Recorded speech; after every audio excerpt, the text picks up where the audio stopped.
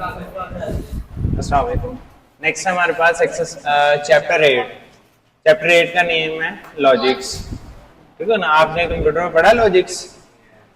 Logics पढ़े हैं ना? क्या होता है लॉजिक्स? लॉजिक्स क्या होता है? लॉजिक्स क्या होता है?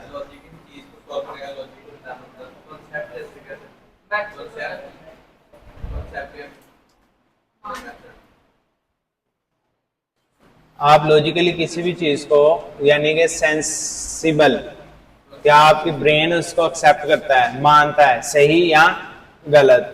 सबसे पहले आपके जहन में क्वेश्चन आ जाता है किसी भी चीज से मुतालिक, ये चीज सही है या गलत, आपसे सॉल्व होगी या नहीं होगी। तो टू डिसीजन ऑप्शंस जो आ जाता है, उससे मुतल्लिका कोई भी चीज होती है ना, उसे लॉजिक कह देते हैं। ठीक हो गया?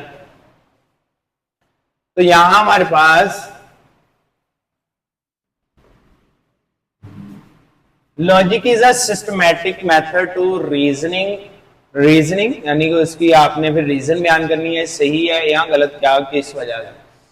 That enable one to interpret the meaning of the statement, examine वो statement सही है कि गलत है, examine their truth सच्चाई, उसकी सच्चाई का वादा करना, and deduce new information और उससे मुताल्लिक नई इंफॉर्मेशन निकालना from the existing facts, मौजूदा facts के अंदर से।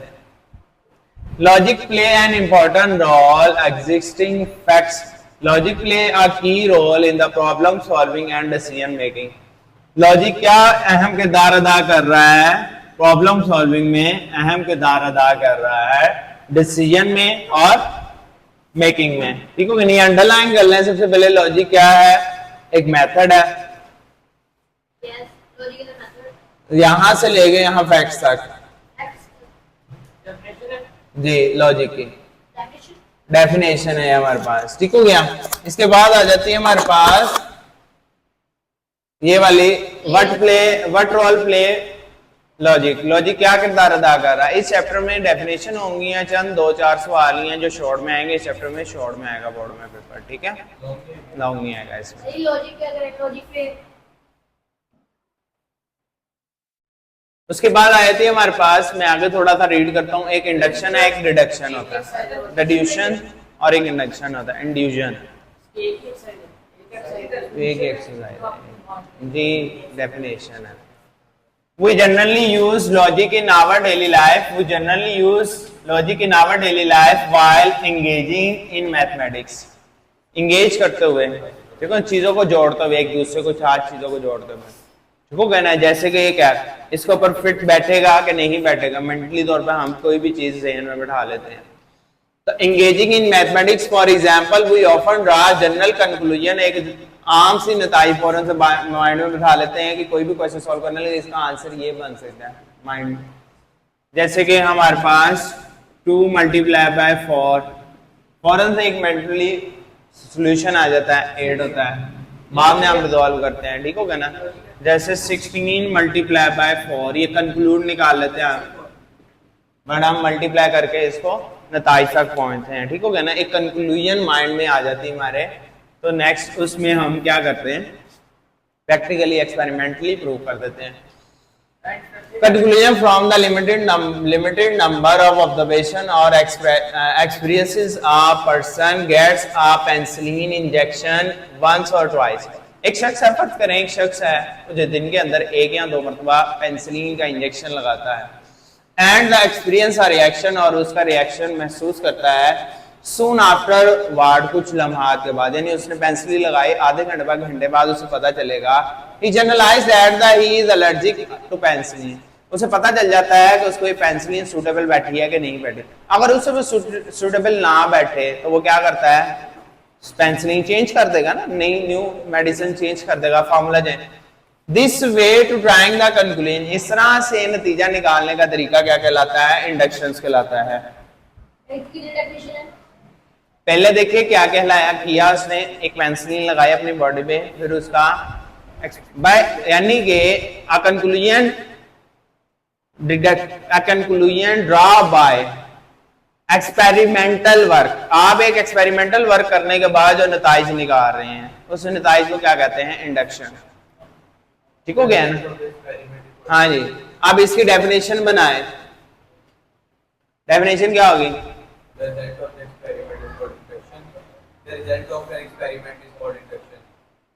Result of an experiment is known as induction. नहीं, एक एक्सपेरिमेंट का नतीजा इंडक्शन नहीं है। आपने क्या निकाला है वो नतीजा जो आप निकाल रहे हैं वो इंडक्शन है। ठीक हो ना? The any experimental result drawing by, देखो ना, कोई भी आप एक्सपेरिमेंटल रिजल्ट निकाल रहे हैं फ्रॉम एन एक्सपेरिमेंट। ठीक हो गया ना? फ्रॉम एन एक्सपेरिमेंट, एक्सपेरिमेंट से दिस एक्सपेरिमेंटल रिजल्ट, ये नतीजा जो आपने निकाला इज नोन एज इंडक्शन होता है। ठीक हो गया? ये आपकी डेफिनेशन हो जाएगी। यहाँ डेफिनेशन प्रॉपर नहीं है, this way of drawing conclusion, इस तरीका कार से निकालने वाला नतीजा। कौन सी? अच्छा, मैं लिख देता हूं।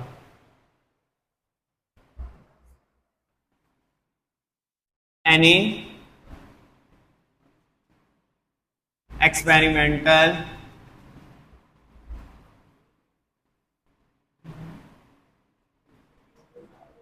way to draw a conclusion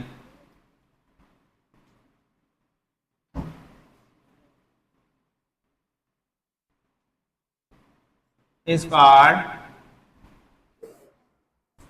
induction. Example बताएं मुझे। वो पेंसिलिन नहीं है, क्या है? कोई option draw. For example, a person inject penicillin, ठीक हो ना, they deduct after some time some result. ठीक हो ना? This result is known as induction. कुछ भी रिजल्ट निकालता, हमें नहीं पता उसको एलर्जी की है कि नहीं की, हमने बता दिया दे, हाँ, उसने कुछ घंटों बाद, कुछ देर बाद कुछ रिजल्ट निकाली, ये रिजल्ट जो उनसे होंगे, जो उसे सूट की है या नहीं की, उसे अच्छा लगी है नहीं लगे, वो हमारे पास उसका क्या होगा? इंडक्शन होगा। ठीक हो गया ना? अब हमारे पास आया था इंडक्टिव रीजनिंग। इंडक्टिव रीजनिंग, जो रिजल्ट निकले हैं उसकी रीजनिंग, वजूहात क्या है। इंडक्टिव रीजनिंग इज हेल्पफुल, क्या आसानियां कैसे पैदा करेगा? In natural science, where we must depend upon the repeated experiment or observation, in fact, greater part of our knowledge is based on induction. हमारा ज्यादातर जो नताइज होते हैं ना, हमारे नॉलेज के नताइज होते हैं, वो इंडक्शन की बेस पे होता है। On many occasion we have to, मसलन अगर डॉक्टर के पास बहुत से पेशेंट आते हैं, ठीक हो, डॉक्टर हर पेशेंट को एक ही इशू हो, बुखार हो, लेट्स सपोज वो पैनाडोल देता है, तो हर पेशेंट को वो कौन सी देगा? पैनाडोल देगा। लेकिन समहाउ कुछ ऐसे पेशेंट आए थे उन्हें पैनाडोल से रिलीफ नहीं मिल रहा, आराम नहीं मिल रहा, तो फिर वो क्या करेगा? Another form. अगर वो नहीं देखता किस पर्सन को में ये पैनाडोल का असर नहीं किया, वो उसका नताइज निकालना चाहिए उसे। वो देखता है जी, अब वो उसकी ऑब्जर्वेशन करे, ऑब्जर्वेशन करने से मुराद है इसको क्यों नहीं रिलीफ हुआ। ज्यादातर पेशेंट को पैनाडोल से रिलीफ हो गया। ठीक हो गया? अगर ज्यादातर पेशेंट को रिलीफ हो गया है तो इसको क्यों नहीं हो रहा? ठीक है ना? वो उसका देखेगा, उसका एक्सपेरिमेंट करवा ले, या उसका ब्लड ग्रुप टेस्ट करवाए या अदर बॉडी टेस्ट करवाए। उसको फिर नेक्स्ट ये होगा कि नेक्स्ट आने वाला पेशेंट जिसको ये इशू होगा वो उसको कभी पैनाडोल नहीं लिख के देगा। ऐसे ही होगा ना? ये इंडक्शन हुआ कि नताइज हमें पता चल गया इस तरह के पेशेंट को जिसको ब्लड प्रेशर का इशू है या जिसका ब्लड प्रेशर 120 से अबव होता है, उसको पैनाडोल असर नहीं करती या अदर एनी रीजनिंग हुई, तो वो क्या है? इंडक्शन निकला है, एक्सपेरिमेंटल इंडक्शन निकला है। आने वाला नेक्स्ट पेशेंट है उसको कभी भी ऐसे नहीं होगा कि हर बार फिर वो नेक्स्ट टाइम हर पेशेंट को पैनाडोल ही देगा। ठीक है ना? ये जनरल सी बात की है। अब यहाँ आ जाता है हमारे पास ऑन मैनी ओकेजन, इस तरह के कई मौकात पर we have to adopt the opposite course, नया तरीका निकाल लेते हैं मुखालफिन वाला।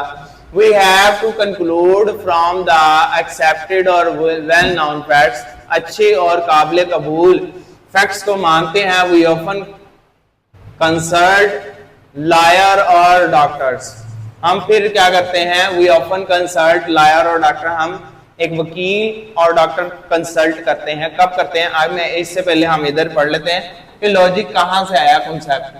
ये एक साइंटिस्ट है, history of logic began with the Aristotle, scientist who is considered the father of the formal logic. Underline कर लें, who is the father of the logic, ठीक हो ना? एरिस्टोटल को फादर ऑफ द लॉजिक जाना जाता है, ठीक हो ना? He developed a system of the deductive reasoning known as the syllogistic logic. इसने एक रीजनिंग यानी डिडक्टिव रीजनिंग का बयान किया जिसे syllogistic logic कहते हैं, which became the foundation of the logical thought, जिसको बाद में फाउंडेशन माना जाता था लॉजिकल थॉट्स का। The Stoics followed, contributing to the propositional logic and exploring paradoxes such as the Liar paradox.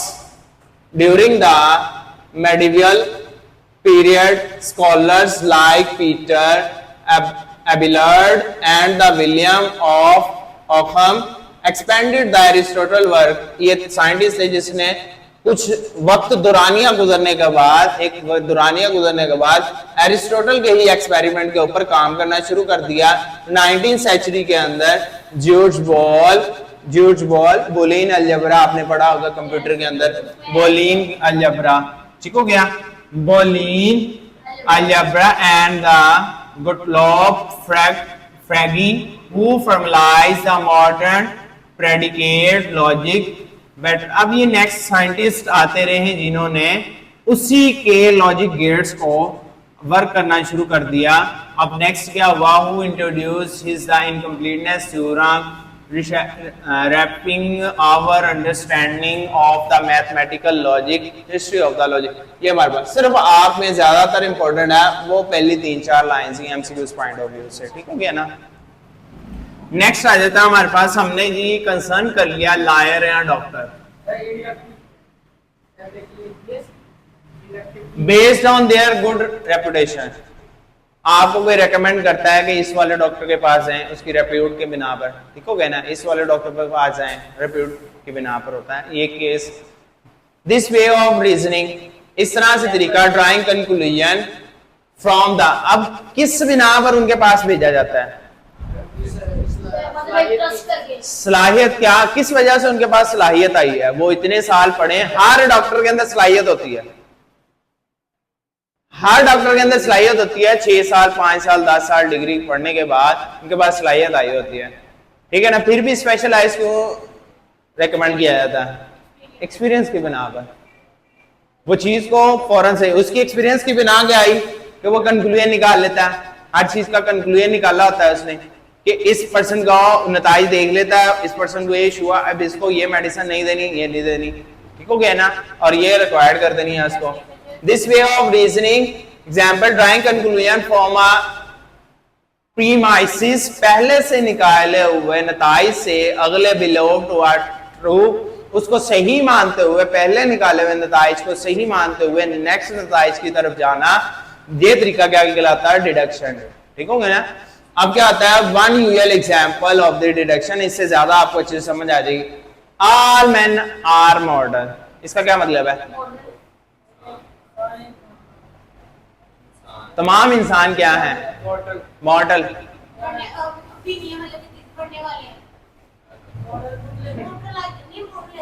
Moral, let's suppose moral मान लिया, moral lesson, moral lesson, सबक लेसन हुआ, मॉरल लेसन अखलाकी सबक। हाँ, आपने इससे क्या सीखा? वो अखलाकी सबक होता है आपने अपने। अब यहाँ क्या हुआ? All man, let's suppose all man are model, तमाम इंसान अच्छे हैं अखलाकी तौर पर, बहुत तमाम इंसान है या तमाम इंसान अखलाकी तौर पर अच्छे हैं। तमाम मर्द, मैन का है यहाँ मर्द, ठीक हो गया ना? तमाम मर्द अच्छे हैं, तो इसका मतलब तमाम मर्द अच्छे हैं। आप क्या आप भी अच्छे हैं? फिर दुनिया के तमाम आदमी, यानी कि पीपल्स की बात हुई, तमाम आदमियों की बात हुई है, तो इसका मतलब उसमें सभी लोग शामिल हैं। ये नहीं है कि उसमें आप निकल जाएंगे। यही बात हुई कि अगर हमने तमाम की बात कर दी उसमें सभी शामिल, अगर एक शख्सियत की बात कर दी फिर उसकी इंक्लूड हो जाएगी। All man are model, we are man, इसका मतलब वी आर मॉडल। फिर आपने डिटेक्शन की बताई है, डेफिनेशन आप अपने से आगे ये वही कर लिया। Therefore we are also mortal. All men mortal, we are men, इसका मतलब क्या हुआ? We are mortal, हम भी ठीक हो गया। To study logic we start with a statement। अब देखिए यहाँ इसकी डेफिनेशन क्या होगी, अब इसकी डेफिनेशन बताएं क्या बनेगी रिडक्शंस की। डिटेक्शन की हाँ जी, any experience way to draw conclusion is known as deduction. Any experience way वो conclusion उसकी कंक्लूजन और डिडक्शन में क्या फर्क होगा? एक में एक्सपीरियंस की वजह से आ रहा है, एक में एक्सपेरिमेंट की वजह से आ रहा है। एक में बार-बार कोशिश करके हम मूल्य आ रहे हैं। ये क्या हो रहा है, ऑन द स्पॉट हम एक्सपीरियंस करके तो निकाल रहे हैं। वो क्या होता है, पहले का किया हुआ तजुर्बा है, ठीक हो ना। एनी एक्सपीरियंस बेस्ड, जो पहले से तजुर्बात की बुनियाद पर निकाला गया नताइज है, उसकी बुनियाद पर हम कोई काम कर रहे हैं तो वो डिडक्शन हो जाएगा, ठीक हो गया ना। और उसको सच मानते हुए, ठीक हो गया। अब हमारे पास क्या है, डिडक्शन। डिडक्शन की डेफिनेशन वन फेक है 8.1.4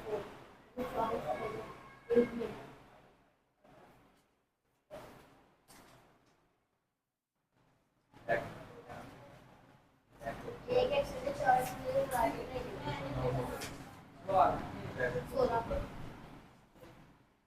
any experience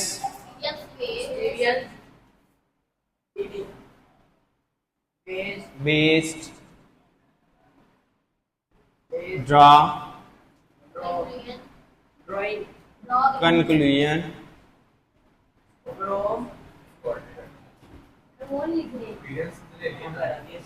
to admit it to be true, इसको सच मानते हो, ये भी है जो एक्सपीरियंस बेस्ड है आपका कंक्लूजन निकाल रहे हैं आप, उसको सच मानते हुए लेना है। झूठ मानते हुए लेके गए, अगर आप डॉक्टर के पास जा रहे हैं उसके ऊपर यकीन करते हुए जा रहे हैं, अगर यकीन नहीं तो फिर डॉक्टर के पास क्या लेने जा रहे हैं, फिर तो आप आम लोकल डॉक्टर के पास भी चले जाएं, उससे फिर हदायत लेने का क्या जरूरत है कि हमें कोई सजेस्ट कर दें।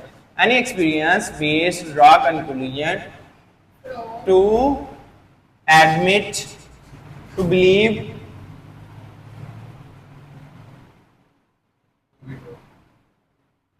इट टू बी ट्रू, इसे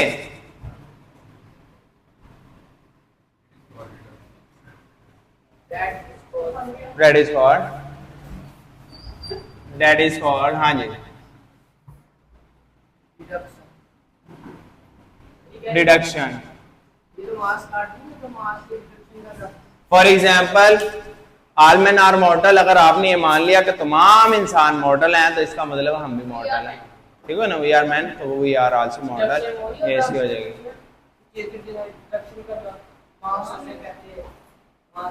तो किस बुनियाद पर रिडक्शन, किस बुनियाद पर की जाएगी,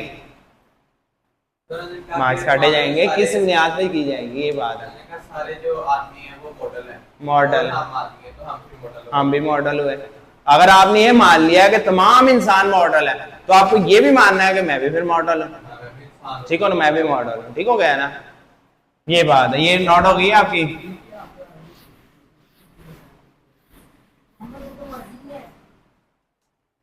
नेक्स्ट देखिए हमारे पास क्या है, स्टेटमेंट।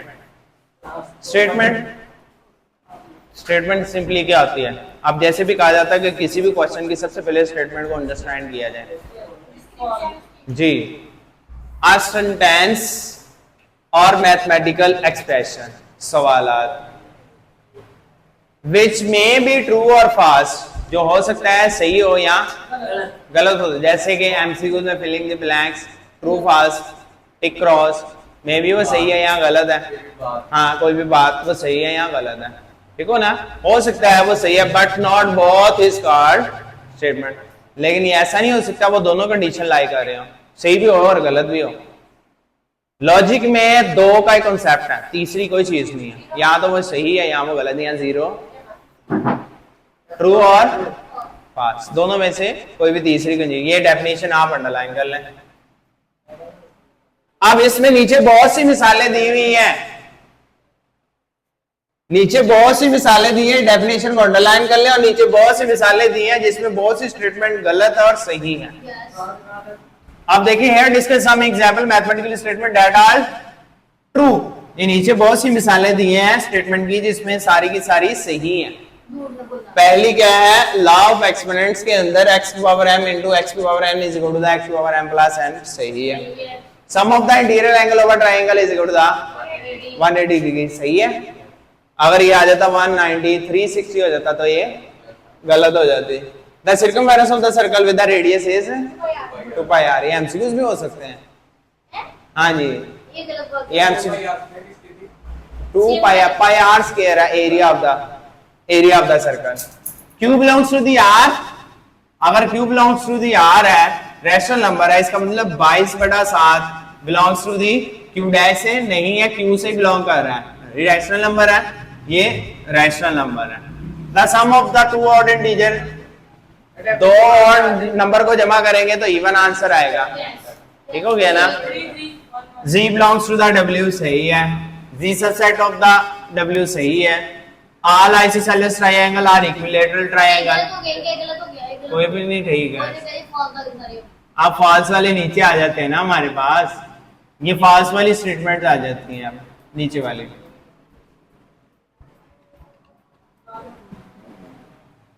अब ये टेबल आपने याद करना है, ये सैंपल है नेगेशंस का, नॉट का, ये सैंपल है एंड का, ये और का, ये इंप्लाइज का, ये है इक्विवेलेंट का, इक्वल का नहीं।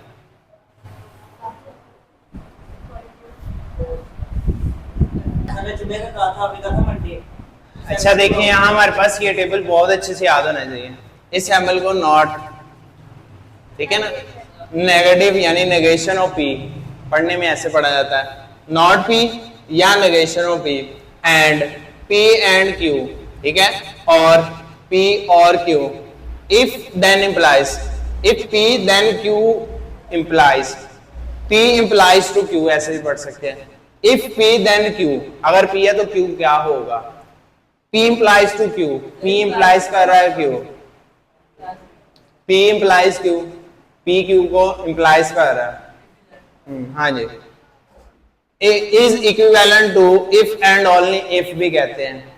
P equivalent तकरीबन बराबर है, ठीक है, यहाँ P if and only if Q, P तब है अगर है Q, और Q तब है अगर है P, ठीक है। P is equivalent to the Q।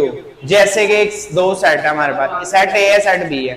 Set A में A B C है और सेट B के अंदर 1 2 3 है। अब इसकी तादाद कितनी है, इसकी कितनी, इक्विवेलेंट सेट है, ठीक हो गया ना, इसे इक्विवेलेंट सेट कहते हैं। अगर दोनों की तादाद सेम भी होती है, नंबर भी सेम है, तो उसे इक्वल कहते हैं, ठीक हो ना। ये इक्विवेलेंट है, इक्विवेलेंट नॉट है looking same but number in same, तादाद में सेम है, ठीक हो गया ना। आगे हमारे पास इस सैंपल को यूज कैसे किया जाएगा, ये बहुत इंपॉर्टेंट टॉपिक है, इससे शॉर्ट आना ही आना है, ये टॉपिक से शॉर्ट आना ही आना है, ठीक हो गया ना। अब देखिए हमारे पास नेगेशंस को कैसे रिप्रेजेंट किया था, वो टेबल में देखें। P अगर ट्रू है तो नेगेशंस का मतलब इनकार कर देना, ट्रू है तो फाल्स हो जाएगा। आपने उसमें हाँ जी, और फाल्स है तो वो ट्रू कर देगा, यानी कि आपने प्रोग्राम के अंदर ऐसे पढ़ा होगा, नेगेशन का सैंपल ऐसे लगाया होगा, लेकिन आपने लॉजिक्स के अंदर हम इसका सैंपल ऐसे से लगाते हैं, ठीक हो गया। ये ऐसे से लगा लें, ऐसे लगा लें, ऐसे लगा, ये अप्रोक्सीमेट, वो दो के सैंपल होते हैं बेटा, ये अप्रोक्सीमेशन में ये दो सैंपल होते हैं, इक्विवेलेंट की तरह होता है, ठीक है ना। ये आपने अरेबिक में पढ़ा होगा, ये सैंपल नहीं पढ़ा, नहीं पढ़ा,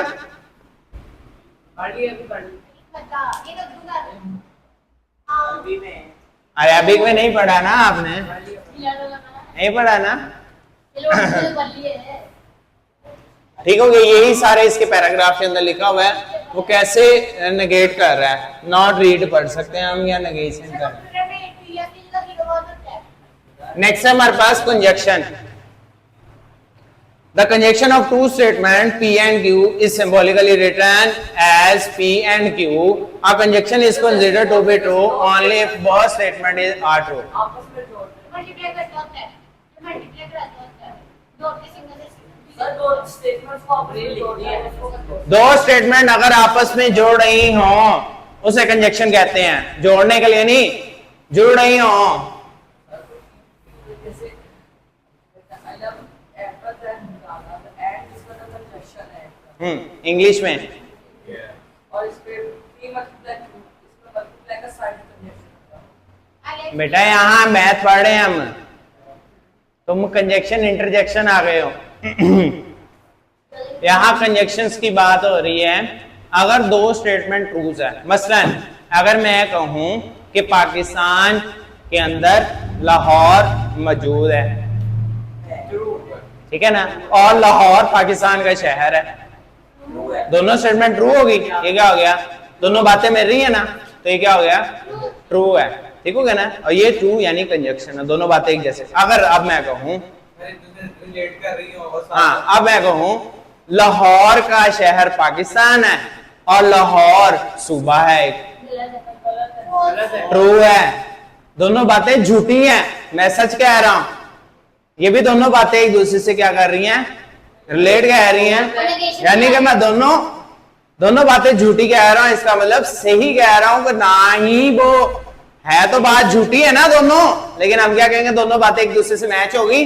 जब दोनों बातें एक दूसरे से मैच हो जाए, जब भी दोनों बातें एक दूसरे से मैच हो जाए, तब क्या आ जाएगी, सच्ची बात हो जाएगी, कंजक्ट हो जाए, दोनों रिलेट कर जाएगी, कोई कंजक्ट हो जाएगी। ओ बेटा आपको मैं जब पढ़ाऊंगा तब देखना जरा, हाँ ठीक हो गया ना। यहाँ A conjunction is considered to be true only both statement are true. दोनों की दोनों एक दूसरे से रिलेट करते हैं, दोनों की दोनों एक दूसरे से मिल जाए, दोनों की दोनों ट्रू हो जाएं, तो हमारे पास show the truth table of P and Q is given। अब ये डेफिनेशन है कंजक्शन की, ये डेफिनेशन अंडरलाइन कर लें। हाँ जी, ये यहाँ ट्रू तक।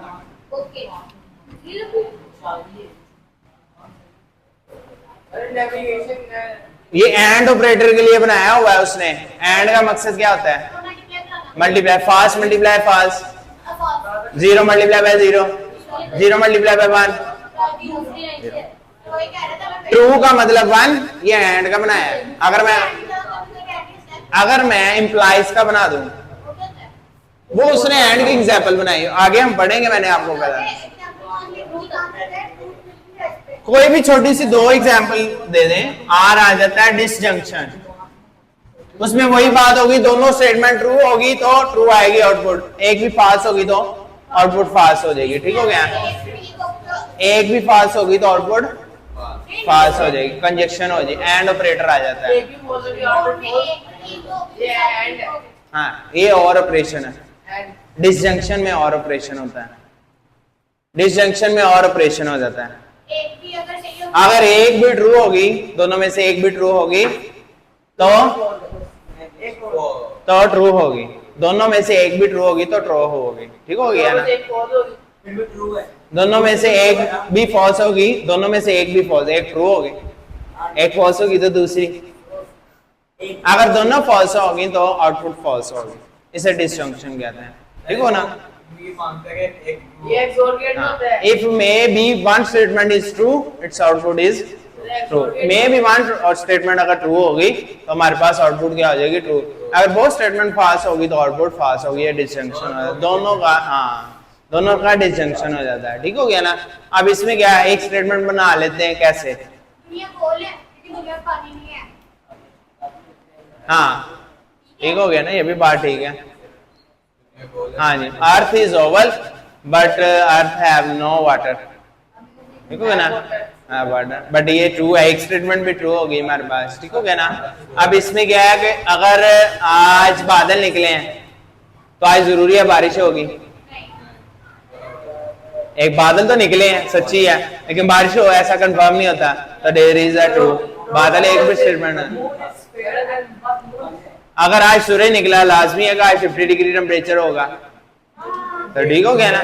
हाँ, इसमें एक कंडीशन भी हो जाए, तो यहाँ हमारे पास है the disjunction P and Q is symbolically written as P or Q. The disjunction P or Q is considered to be true when at least one of the statement between them is true. One में एक भी दोनों में से true होगी, तो ये definition है इसकी भी डिसजंक्शन की। Difference between conjunction and disjunction. Moon is fair but moon has oxygen. Moon Is fair but moon has oxygen. हाँ ठीक हो गया। काफी है हम निकाले भी नहीं क्वेश्चन को आज कौन नंबर हो गया बहुत अच्छा। चलें ठीक है, नेक्स्ट हम इधर से इम्प्लीकेशंस और कंडीशनल से चलेंगे, ठीक हो गया ना।